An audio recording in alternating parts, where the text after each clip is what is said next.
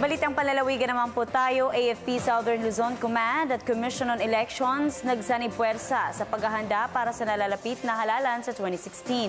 Ang ulat mula sa aming kasamang si Grace ng Radyo ng Bayanaga.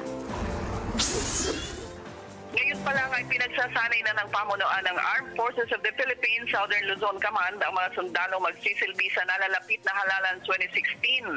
Ang maayos at magalang na pagmando ng mga checkpoints, pag-escort sa mga guro na magdadala ng mga ballot boxes, pag-secure ng mga daan at mga paaralang gagamiting voting precincts at ang mga pag-assess ng mga election hotspots.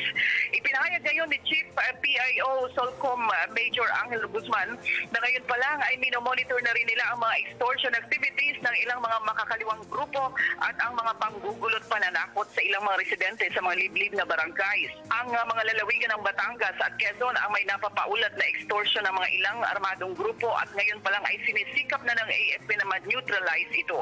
Pahayag pa ni Major Guzman na masigasig na ang pagtutulungan ngayon ng COMELEC at AFP upang matiyak ang maayos at mapayapang halalan dito sa Southern Luzon sa 2016. Radyo ng Bayanaga para sa Telebisyon ng Bayan, Great Ulat.